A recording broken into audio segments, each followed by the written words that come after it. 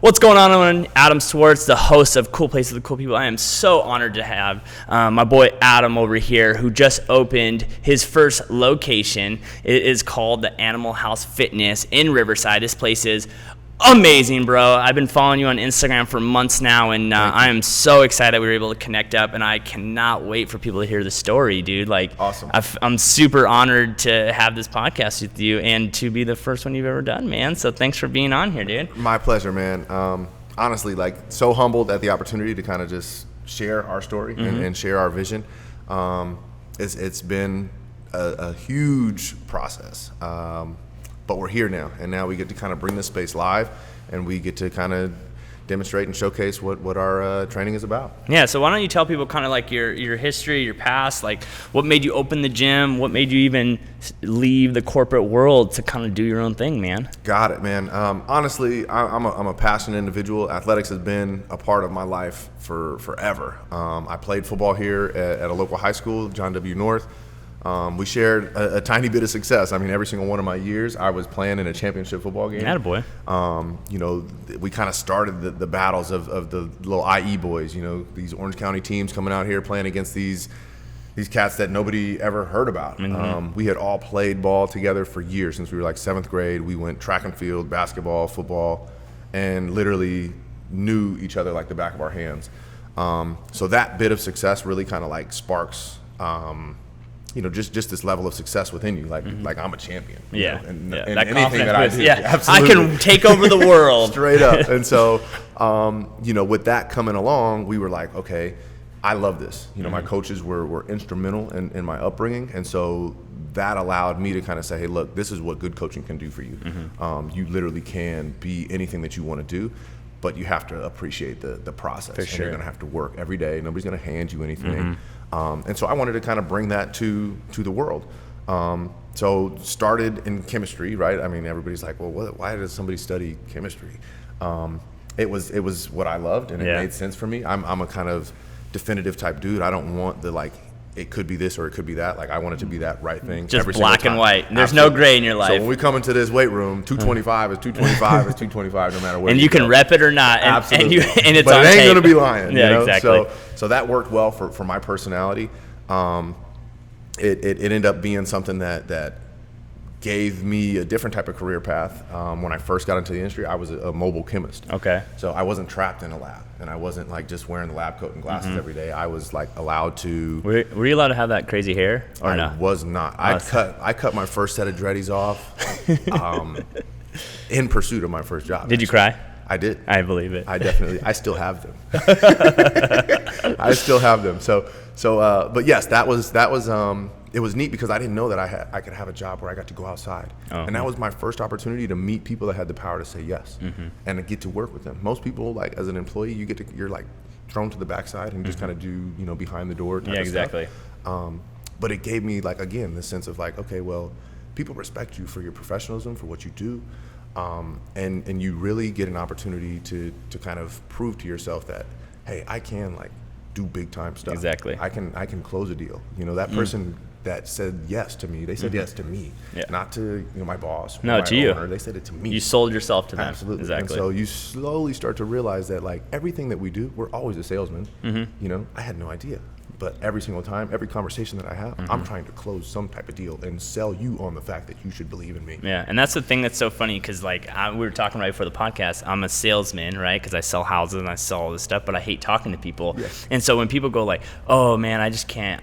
I'm an introvert. I don't like talking to people. I'm like, I don't either, but I have to mindfully change myself going like, I'm not here to sell you. I'm here to solve your problems. Yes. If I can solve a problem and sell you on the service that I'm going to give to you, then you know what? That's the best thing I can do. There's really, and if anyone doesn't realize it, everyone is always selling. You have always. A wife, you sold your wife to marry you. I'm sorry. Absolutely. You have friends, you sold yourself to be friends with those people. For sure. We're always selling, just people don't want to call it that. Correct. Because selling is so cheesy. Yes, and people it's got hate this negative connotation. It's like dirty when it comes out of my mouth. I feel like I need some mouthwash right now when I say it. So, all right. So you were a chemist, right? You were teaching, and then all of a sudden, what was the moment you're like, screw this, I'm out?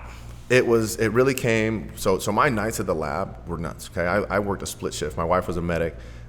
with AMR. So she'd be gone out of the house like 4 a.m. Okay, so that left Adam to bringing the kids to school. Okay, get to the lab at like 8:30. I'd work a 5-hour straight shift. Boom, go through. I'd leave, go to practice, coach at the high school for a good hour and a half, 2 hours. Pick the kids up from the after-school program at 5:30. Come home, dinner, homework. Wife gets home at 7 on a great night. I go back to the lab. Yeah. Okay, that was continuous. Boom, to be paid on Tuesday, broke on Wednesday. And it was like, nah, I can't do this until I'm 65. For life, yeah. There's no way in hell this is going to happen. So meanwhile, I was doing like a side gig with a buddy of mine who runs a performance facility, and I kind of did a tutelage underneath him for a good 4.5 years or so. And I was like, I need to figure out a way that I can do this like full time. Yeah, like this is I can have the worst day in the lab. Nothing goes right. Instrument breaks. Have to recalibrate, make standards, blah, blah, blah, blah, blah, and go train these young ladies, and everything was hunky-dory. So I'm like, okay, this is what gives me life. This is what I love to do. Yeah. This is my passion. This is my calling. Let me figure out a way to get this done. So we started an online like nutritional company, and I was doing like online coaching. Working at the lab, I sat at a computer, so I'd be like on the computer and like double screens. Absolutely, right? So I'm like running these little camps and whatnot, and it was great because I had clients in Georgia, Atlanta, New York, Florida, all this stuff, and I was making like decent money to kind of like do some side hustle stuff. And I'm like, well, what happens if like I called it a power hour? I would literally spend like 10 minutes where I was reaching out to new people, 10 minutes following up, 10 minutes making a post, personal development, so on and so forth. So it kind of gave me the skills to kind of build and kind of market myself. But I was like, I need to make sure that I got my own stuff in order. Like I still want to be my own brand. Yeah. I don't want to work and be an employee of this agency. So I started doing boot camps, and I was now physically working with people and like in person. I'd see them. I'm like, okay, I love this. This is what I need to do. And my old roommate from college, he hits me up. He's like, Adam, you want to open a gym? I'm like, bro, like, really? Don't threaten me with a good time. The only reason I never did it is because I did not have like the disposable income to launch the facility. So, he gave me his blessing and invested in my skill set, and the rest was history. Yeah, but what's funny is like people always like, I feel like a lot of people like that aren't in the position or were in the position you were, like that job you absolutely hated, and then like you said, like get paid Tuesday, broke Wednesday. So it's like if you're broke, you're broke. Like it don't matter, like money's not making you happy, you don't have it anyways. But then it's like it's the lack of looking for opportunities, right? Yeah. And I feel like that's why people don't grow. Is an opportunity comes up and they're so scared to make a decision, they just don't move. Yes. And then the opportunity passes. I was scared out of my mind. I threw up when I signed my lease for my office. I threw up. I'm telling you. Yeah, like, it was scary. Just this Sunday, right? Having the launch event. Like I literally was sick to my stomach. I woke up, I went and grabbed food for the kids and wife, and I come back home and I probably took like 4 bites of the burrito. I'm like it's just huge. Like I've gotten great support. I've shared this thing, and like I feel like everybody is going to be here. But then at the same time, it's like the reality could be no one shows up. Nobody's here. No one's here. And then you're like, okay, let's like, pack everyone in one corner so I can take that Instagram post. Yes, and literally as soon as 11 hit, Adam, it was go time. Like my wife showed up, and she's got the twins in the car, and like usually she wants to do her last little minute touch-ups, and she didn't have time to do that. Yeah. As soon as she came in here, like photographs, like meet people, and she's like the stark opposite of me. Like she doesn't want to meet, talk. Like I'm a butterfly. I'm talking to everybody. We call it the free bird. Yeah, we're just a free bird. I'm just going. But it was such an amazing Sunday to like share this space and bring this thing live.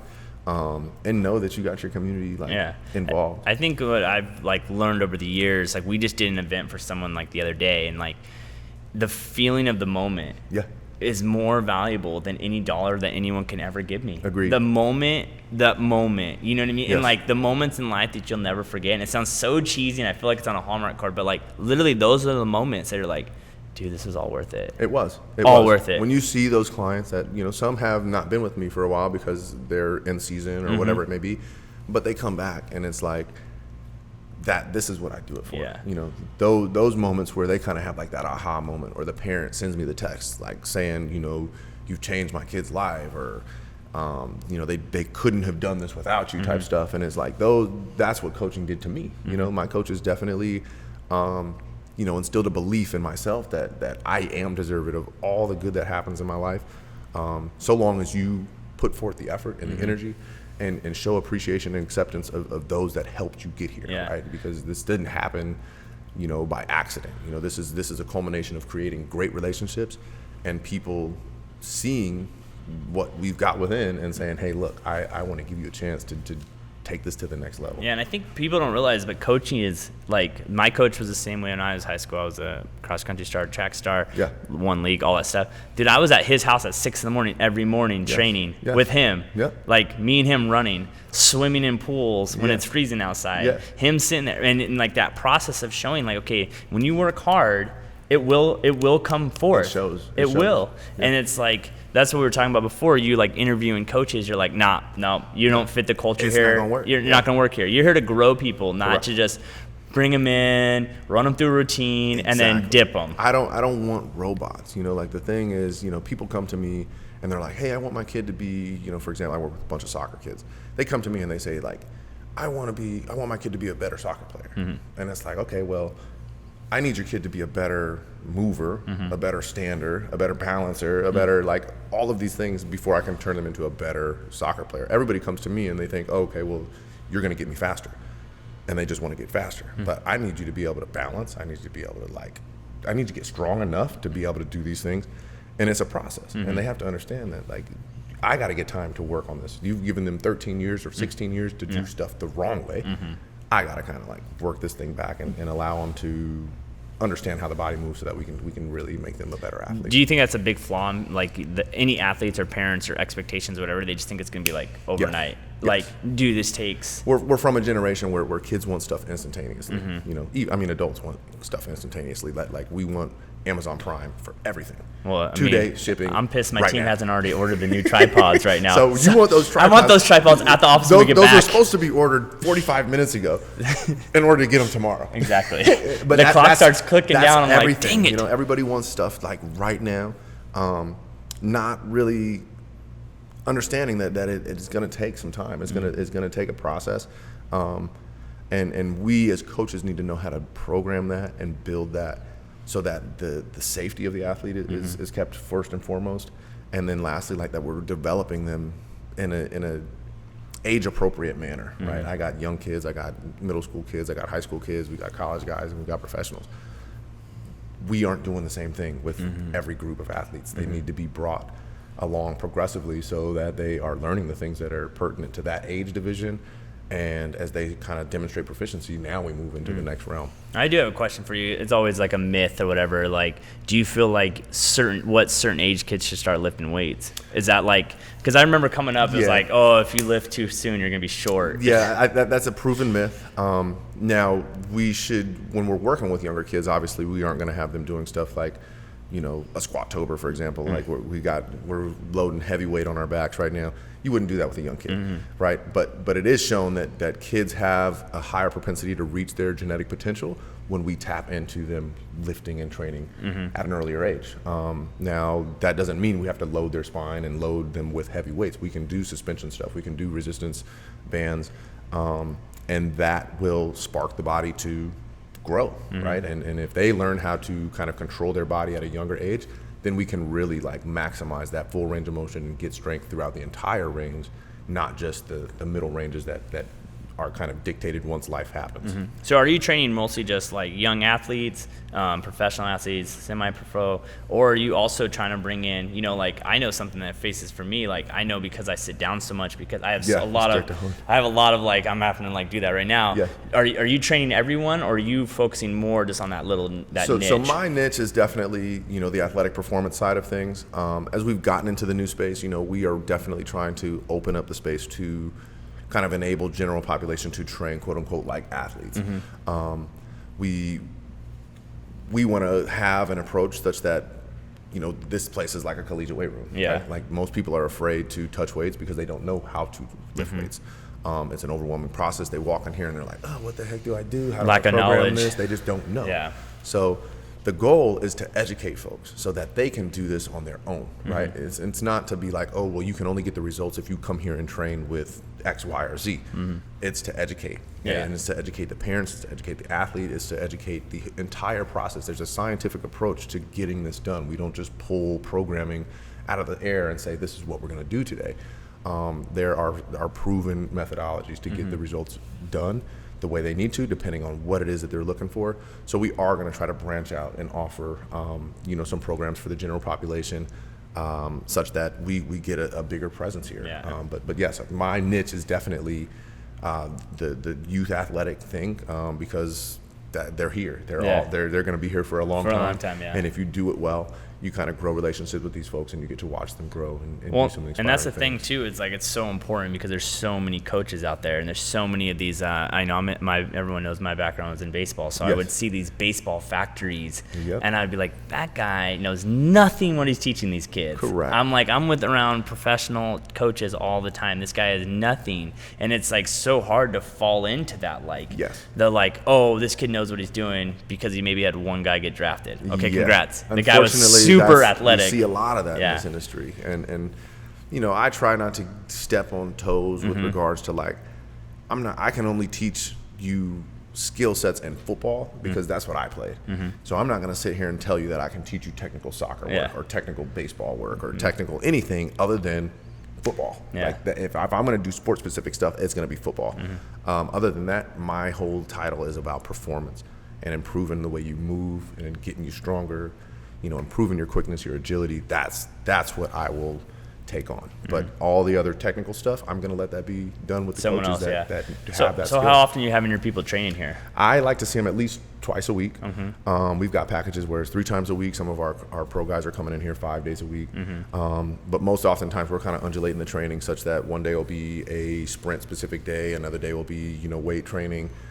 We do a bunch of balance work. We do, plyometrics, just depending on how their bodies feel. Everything is kind of we have a plan, but depending on how the body is feeling, Yeah. we need to adjust. One of the big things that I try to push heavy on my guys is the recovery process.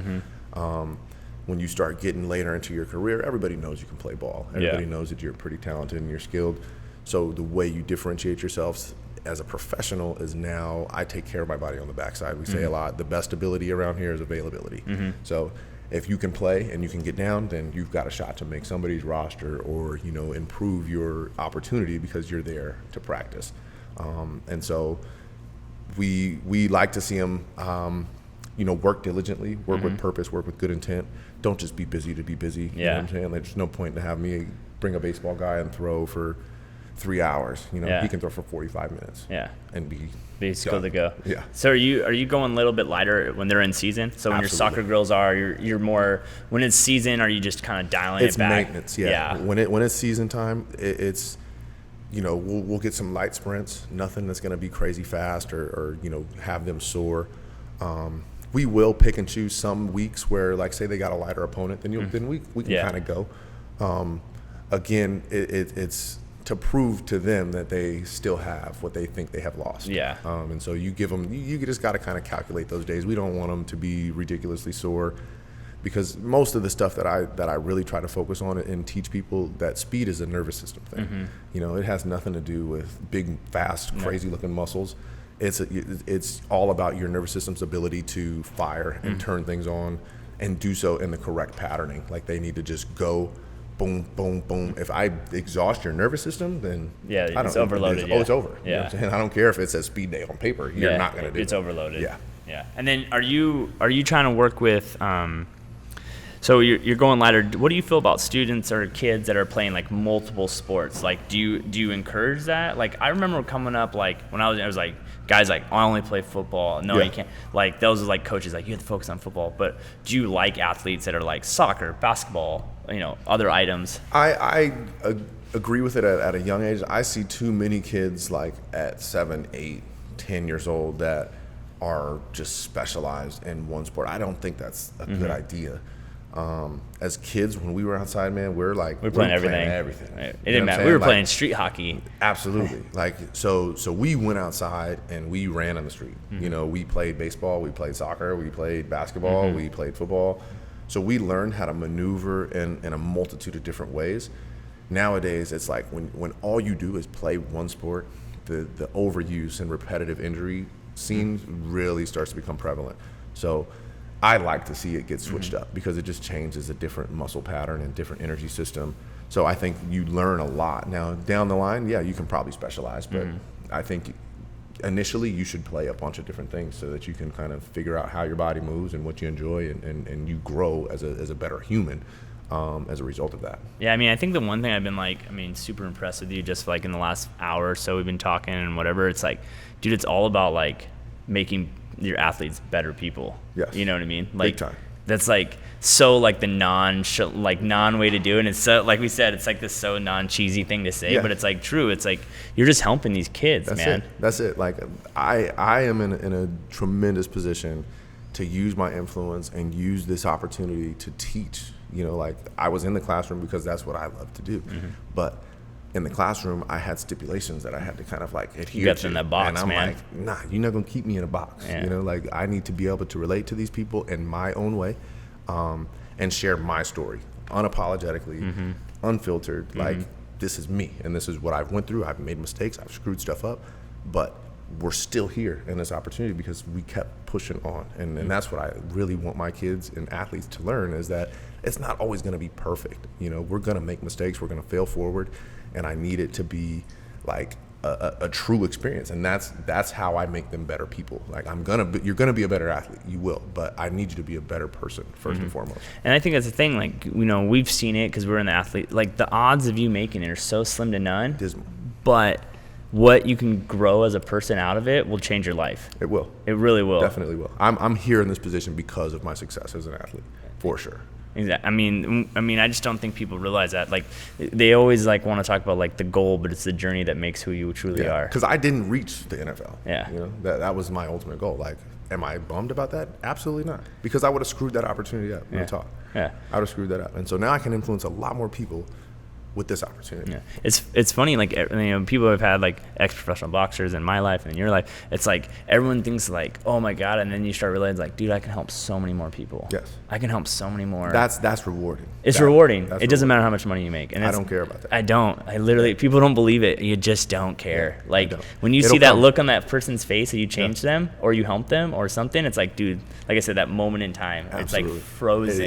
It lives on forever, and you're right. I mean, it's super cliche. It's super cliche. But people that have felt it and experienced it know what we're talking about. I know, and it's like an addiction. And it really is. That's what you chase now. I always tell everyone I'm like the most selfish person in the world. They're like, but you help so many people. I'm like, I'm doing that because I like the feeling I get from it. From me. Like, I'm taking it from me. Like when I was like, you know, I'm a DM, and then you got right back and like, dude, I'm down. I'm like, yeah, let's freaking do this. Yes. And then it was awesome because you're like, I feel like we're just like, you're like, Tuesday, tomorrow? Yeah, cool. Let's do it. Let's do it tomorrow. There's Yeah, no reason to let's do wait. it. Like, Why wait? prolong it? Why Absolutely. prolong it? So that's like, it's like, there's just that quickness. Yeah. You know what I mean? I'm a hustler, man. I'm a hustler. And like this opportunity didn't arise by accident. Mm-hmm.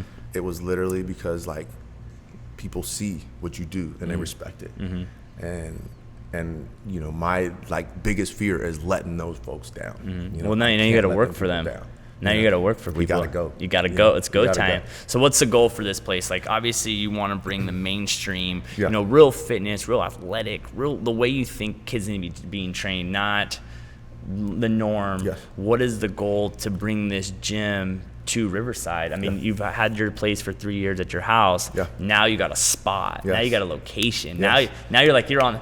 Google's hitting you up for freaking Yes, man. map They got- drops. Hey, if anyone's coming here in the next few weeks, do not follow Google Maps. Yeah, it does don't not follow work. that one. Don't move follow You got to Google. punch it in on your own. guys. Exactly. So what is the goal, man? So the goals here, man, are, you know, again, bringing the space to the community, and I'm a big educator, right? I love to teach and have people learn. So we want to use this hub as an opportunity for coaches to kind of collaborate and learn from one another. So we get out of this like I'm working against you mentality, and we're all collectively working with one another. You know, so monthly we plan to host seminars where our coaches will be hosting things, or we'll have outside agencies come and teach and give seminars, so that this becomes like an educational hub.